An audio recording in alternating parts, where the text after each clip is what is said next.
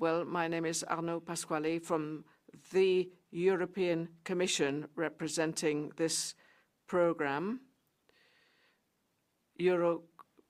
Creative Europe, but Corinne Rigaud also in the European agency, which has been specially set up for Europe Creative, for the European Commission. So obviously we work very closely together, and that's why we're sitting up here, not exactly hand in hand, but we do work hand in hand. I'll start off. So I'd like to say hello again, rebonjour, as we say. So I would like to start by thanking two thank you messages. Firstly, to those who've organized, Christine Denia organized, to have given us an opportunity, this wonderful opportunity, to be able to talk about what we do in this program, because we don't often enough have the opportunity to explain what Europe Creative actually does, and I think this is a perfect opportunity to do so. My second thanks is to you all who are here participating. I'd like to thank you very much for being with us here today, present physically, and also I'd like to thank our virtual attendees as well, because there are some people who are probably following us online, and that's important because it also means that this Congress is useful, because Arnaud and myself often have an opportunity to talk about this subject, but it's very heartening to see that there are so many of you here and that this really gives meaning to this project. I'll get straight to the point because we're coming to the end of this morning's meeting. I'm sure some of you might even feel the pangs of hunger arising. I'd like to tell you what we're going to be talking about. I'd like to present the key points of this program. Then we'll go into a little bit of detail with regard to the actions, and I will tell you about the projects, because I think that they are best illustration of what the program has to offer, because through this you can immediately understand what the project has to offer, what the projects actually do. Because what is the program? It's political priorities and so on and all of that, but also it's the projects which make up the program. So you'll get some examples and also some useful information that you will need, I'm sure. Suivante. Le programme. Alors, Now, the background now.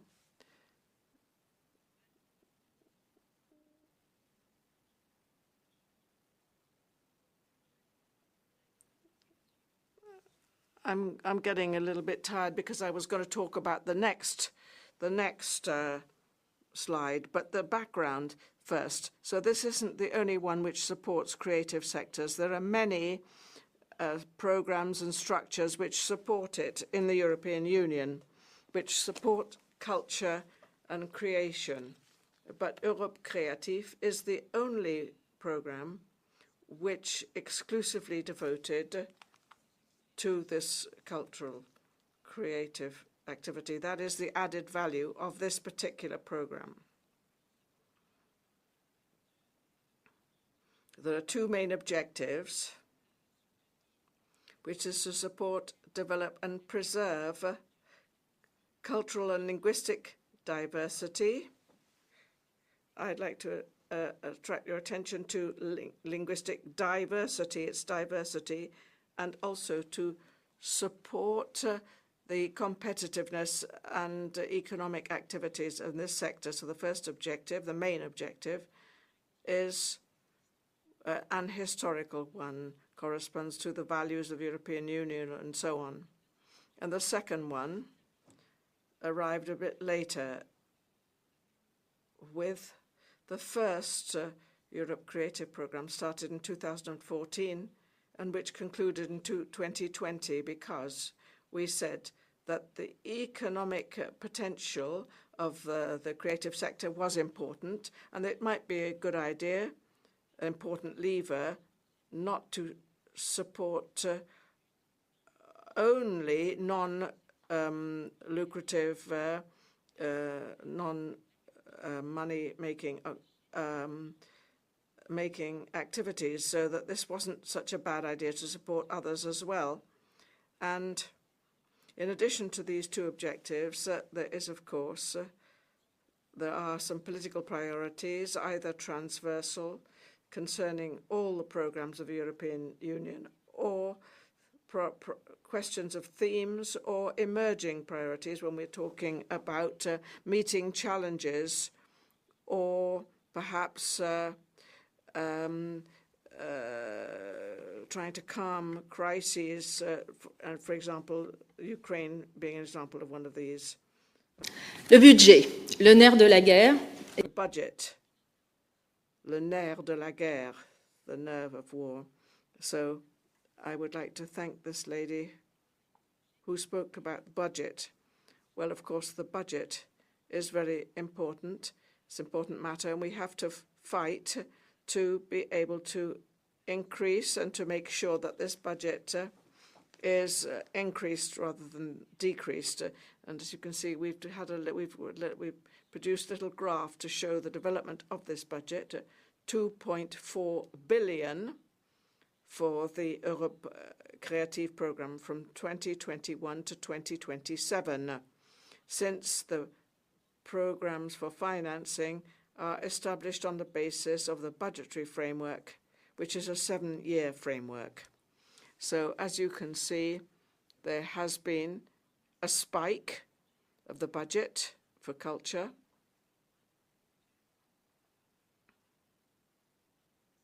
As compared with the previous program, and that is always a good sign and welcome, and we hope, but we will have to fight for it, because culture sometimes comes bottom of the list when it's a matter of increasing budgets. And unfortunately, there are some challenges to be met in our society across the board everywhere. So once again, I'd like to encourage you to fight to support this program, to make sure that there is a budget which makes it possible to do what we need to do.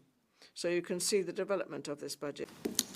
Du budget pour le programme, il y a eu... With regard to this budget, there was a peak in 2022 that was to launch the program more forcefully and to provide a good launching pad. And then, of course, as you see, the level dropped again, but it's continuing, and it will be a slow development until 2026. I just wanted to say this may seem like a lot, but of course you need to think that this covers 7 years and all cultural sectors across 40 countries, because Creative Europe isn't simply the EU with the 27 countries, but we also have a neighborhood policy. And we include Ukraine, of course, the Balkans, the Mediterranean shore with Tunisia, the Caucasus,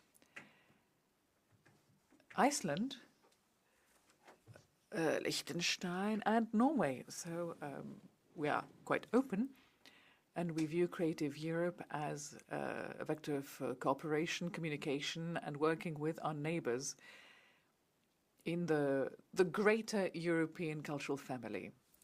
So 2.4 billion across 7 years, 40 countries and all sectors. That's the reality of our budget. Yes, and as concerns literary translations, that is 5 million per year, which isn't enough, and I've been fighting for a long time to try and get more, and every time I try to, scrape the bottom of the barrel in order to fund projects on the reserve list. I'm well known for that. Arnaud will agree with me, I think. So 5 million a year for 7 years, it's really not much. Especially since, as we will see, the projects, the literary translation projects are more than just literary translation projects. Next slide, please. So as Arnaud was saying, these 2.4 billion spread across 40 countries and over all the chapters of the Creative Europe program. So you have the media pillar, which supports projects in the film industry and audiovisual industry more broadly. You have the culture pillar, for which I work, which supports all the other cultural sectors, apart from film and AV. And then you have the cross-sectorial pillar. And I usually say that that's where we put what we couldn't fit in anyone else. It's not entirely true. It used to be true in the beginning, but now this cross-sectorial pillar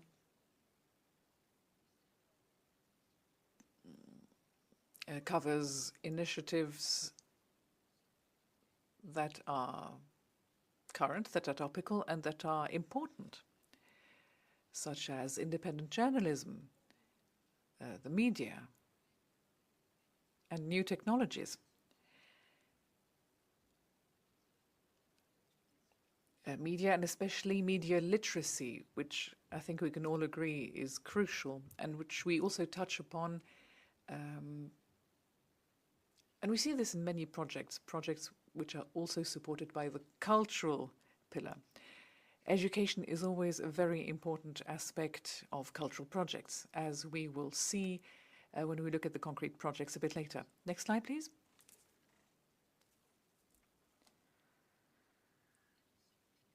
So, the cultural pillar.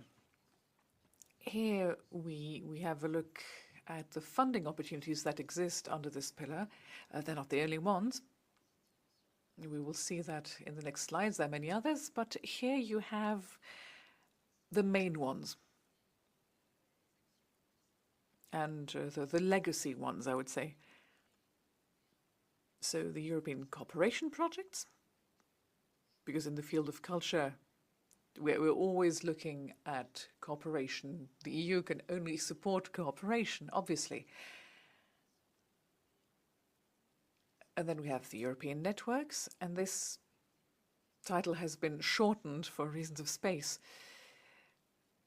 So these are the European networks for cultural and creative organizations.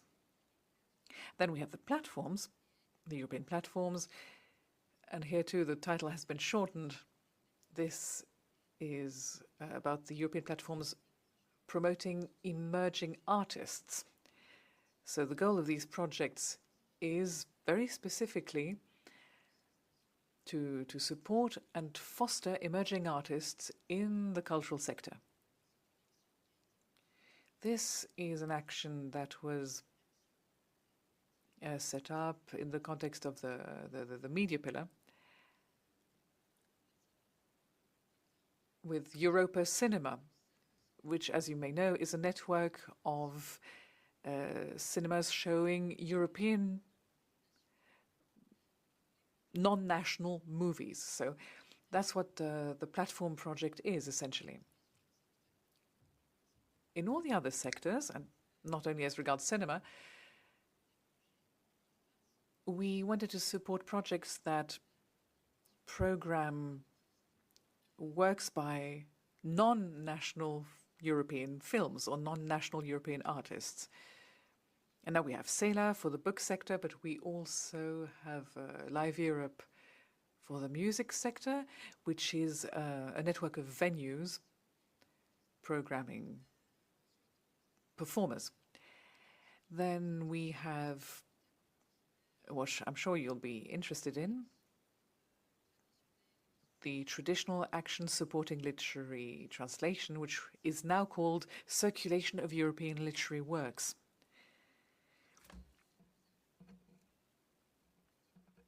And then we have a slightly pompous-sounding title, Pan-European Cultural Entities, which is something we've had for a while and which supports cultural ambassadors. And this is essentially about orchestras. Next slide, please.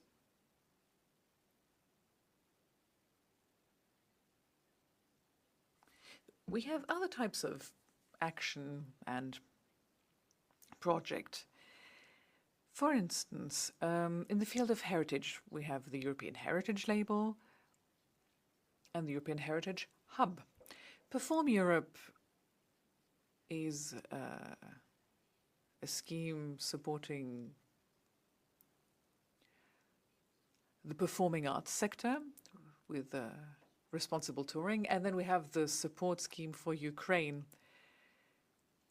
in line with the emerging priority that I mentioned earlier. We have published a call to support cultural organizations in Ukraine and elsewhere. As you can see from the title of this project. Next slide, please.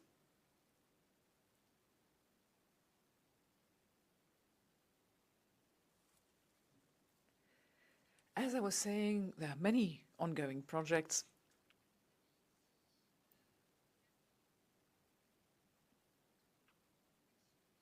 Here are 4 of them. One of them is well known. Even people who don't know Creative Europe know about this. Obviously, it's the capitals of culture. We also have a sectoral project, Music Moves Europe, and 2 more recent projects. Maybe I'll hand over to Arnaud to talk about these, because these projects are managed by the General Directorate of Culture and Education. Yes, indeed.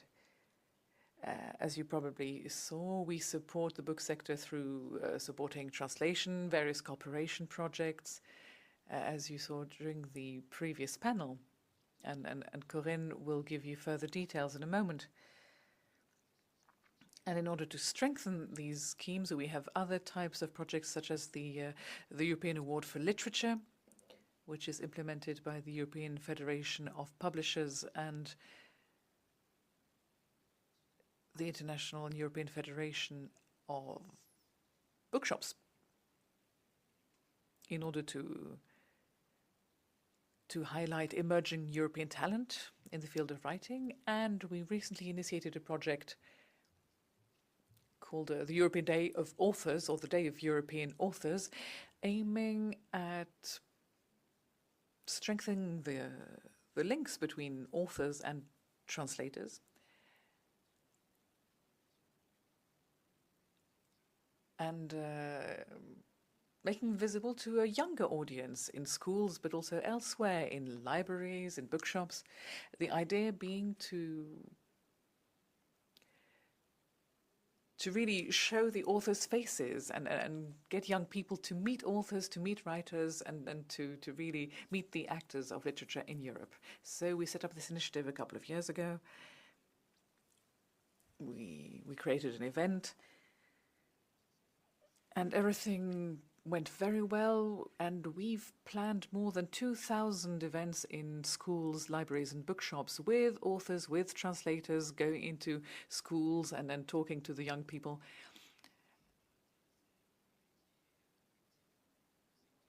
And for those of you who are interested in promoting reading among the young, we're going to open a call for projects to let the sector organize something. We organized things internally for the first 2 years, but the European Commission is not necessarily the best place to organize events. It is there to help the sector to implement these projects. So there'll be a call for projects in the coming weeks, and please don't hesitate to send in any projects.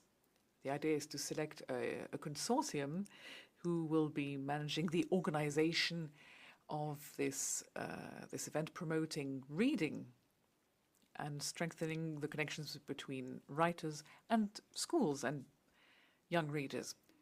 And then there's Culture Moves Europe. As you know, this is to support mobility for artists, and of course translators and authors are artists, and you are perfectly eligible for this scheme. There are not that many of you to avail yourselves of this opportunity. The call for projects is open until the 30th of November, and you can Google Culture Moves Europe and you will find the site of the Goethe Institute, which manages this project. They do it and not the European Commission, because once again, we don't necessarily have the human resources to manage all these projects ourselves. So Culture Moves Europe. It's a wonderful opportunity to encourage the mobility of artists, including authors and translators. And we also fund residencies, including Atlas. I think there was a film, but we might not have time to show it. Anyway, Culture Moves Europe. It's a wonderful opportunity for you translators as well. Moving swiftly on. Next slide, please. And we won't be able to not talk about the European Cultural Awards or prizes. I'll single out 4 of them that support emerging artists, up-and-coming artists. So we have 4 of them in 4 different sectors. First of all, heritage, architecture, music, unfortunately not classical music, and literature. Next slide, please.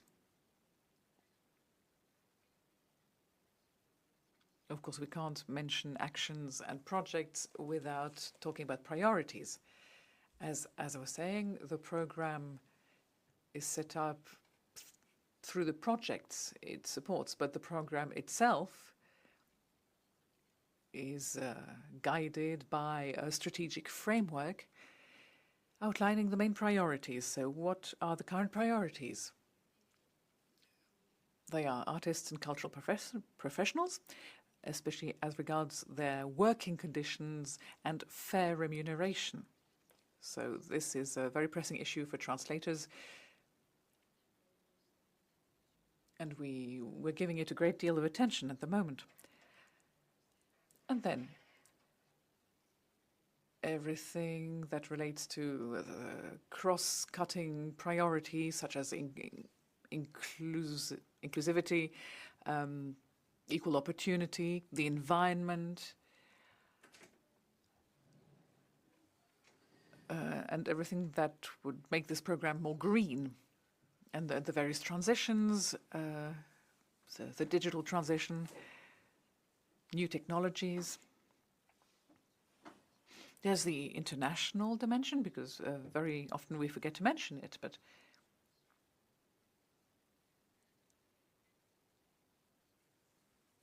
to some degree, it's a very important dimension for the Creative Europe projects, because, as Arnaud was saying earlier, we work with 40 countries, sometimes more. Sometimes with partnership countries beyond Creative Europe. Next slide, please.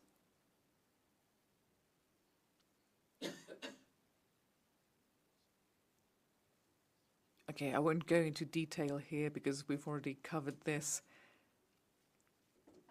in quite some depth, and we'll be coming back to it. So this is everything the European Commission does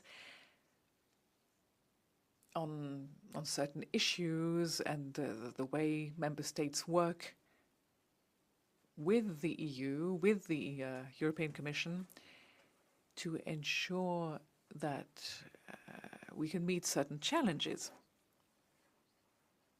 and seize certain opportunities. I'll mention some publications which you might find interesting regarding the book sector. Of course, dialogue and cooperation with member states mentioned here are only to do with the book sector because we had to be brief, but there are others as well, for instance, in the field of health and culture and working conditions.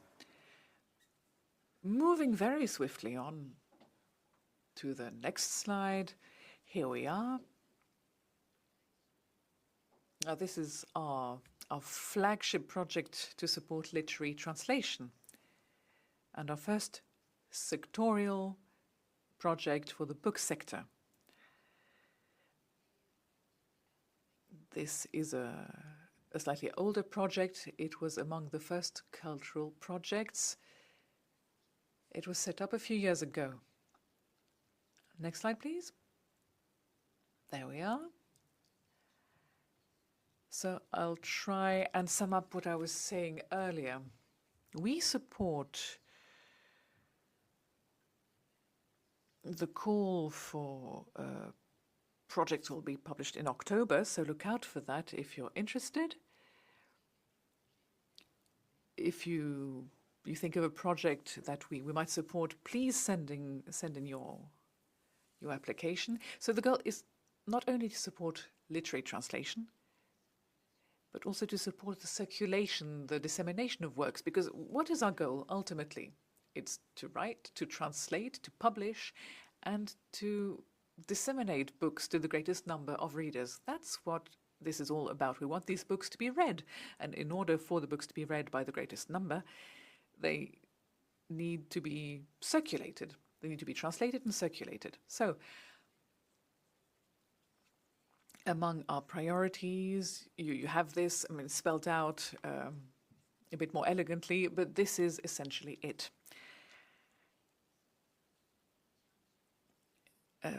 We have also incorporated a project to support Ukraine, as usual. Next slide, please. So, as said, we fund around 40 projects every year, sometimes more. And there are several criteria for eligible projects. I shan't list them here. I would encourage you, if you are interested, I would encourage you to read the call for projects, the call for proposals, and that where you'll find all the details. And as you know, the devil is very often in the details. It's really the case here. So you are cordially invited to the workshop this afternoon, where we will be talking about this call for projects in great detail. And you will hear testimonies and tips and tricks about the best way of applying. Let us skip ahead. No, let's skip this one. Let us move directly on to project examples, because I think that's the best way of ending this presentation. Another couple of slides. Here we are. We will be showing you a number of projects to give you examples of the kind of projects we support. Maria Alfonso from Antigona is here. Thank you, Maria. Maybe she's already forgotten what she wanted to do. No. Here the idea is to support underrepresented voices. And since Maria is there, she might be able to tell you a little more. There she is. Next slide, please.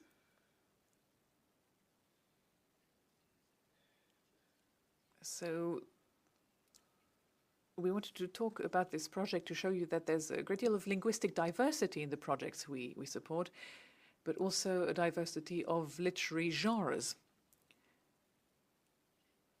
We support many projects involving fiction, novels, but also graphic novels. And this is the case here with NRECOM. You can see that the coordinator here is from Ukraine. Next slide.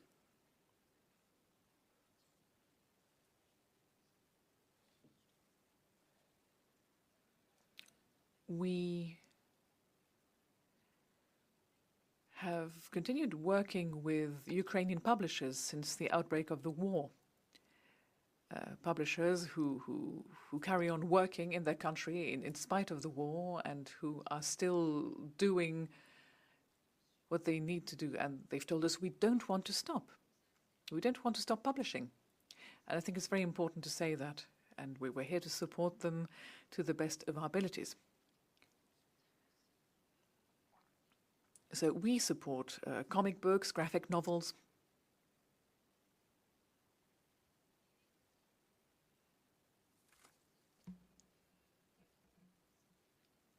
And this is another example of another project in Ukraine. We will give you all the information you require about these examples, these projects. If you like, we can give you links to the relevant projects. And now we shall move on to the last slide, please.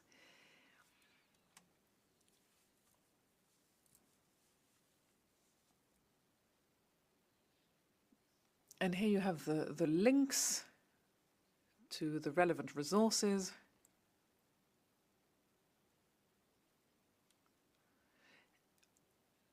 It's important to know that in each Creative Europe country, next slide please, next, no, that's still not it. You see, there's a lot of projects we support. And we support them in many different ways. Next, no, that's still not it. That's the one. Anyway, we have Creative Europe offices who are there to help you apply, send an application. It's difficult to apply without their help. It's very useful to turn to peers who have already submitted a project because it takes quite a lot of time. It requires a fair amount of energy and human resources, so please turn to them. And then you have links where you can look at the various projects we've supported. And there's no email address here, but there is an email address dedicated to the book sector for Creative Europe, and I can give it to you if you're interested. We don't just put it on screen, otherwise we'd be flooded with proposals. And of course, we shall meet at other meetings such as this one. We will be at the Frankfurt Book Fair for the first time. Our whole team will be there. And also 40 Creative Europe projects will be represented at Frankfurt. Thank you very much.